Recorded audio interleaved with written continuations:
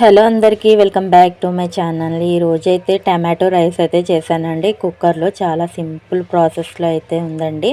తప్పకుండా ట్రై చేయండి. ముందుగా ఒక గ్లాస్ రైస్ని అయితే శుభ్రంగా కడిగి అయితే నానబెట్టుకోండి. నేనైతే ఇక్కడ 1/2 కిలో రైస్ అయితే తీసుకున్నానండి. ఒక హాఫ్ అన్ అవర్ అయితే పక్కన పెట్టేసుకోండి. అలాగే దీంట్లోకి 5 టమాటాలు, ఒక ఆనియన్, 2 పచ్చిమిర్చి, కొద్దిగా కొత్తిమీరని అయితే తీసుకొని కటింగ్ అయితే చేసేసుకోవడమేనండి ఫైన్గా. మీకు ఈ వీడియో నచ్చితే పూర్తిగా చూసిన తర్వాత ఒక లైక్ చేయండి ఫ్రెండ్స్. అలాగే నా ఛానల్ని ఎవరైనా సబ్స్క్రైబ్ చేసుకోకపోతే సబ్స్క్రైబ్ కూడా చేసుకోవచ్చు కదండి ప్లీజ్.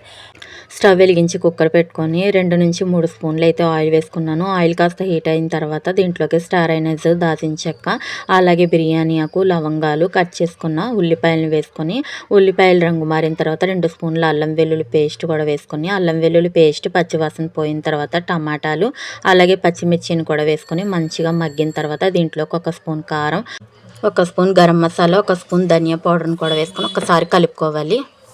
మంచిగా మిక్స్ చేసుకొని నానబెట్టుకున్న రైస్ని దీంట్లోకి అయితే వేసుకొని ఒక్కసారి అయితే కలుపుకొని దీంట్లోకి గ్లాసున్నర చొప్పున అయితే వాటర్ అయితే పోసేసుకోండి. సరిపడినంత ఉప్పు అలాగే ఒక్కసారి అయితే కలుపుకొని దీంట్లోకి కొత్తిమీరను కూడా వేసుకొని మూత అయితే పెట్టేసుకోండి. ఒక విజిల్ అయితే హై ఫ్లేమ్లో అయితే రావాలండి. ఒక విజిల్ హై ఫ్లేమ్లో వచ్చిన తర్వాత మీడియం ఫ్లేమ్లో పెట్టి ఒక విజిల్ వచ్చిన తర్వాత స్టవ్ని అయితే ఆఫ్ చేసేస్తే మన టమాటో రైస్ అయితే రెడీ అయిపోయినట్టేనండి. Okay bye.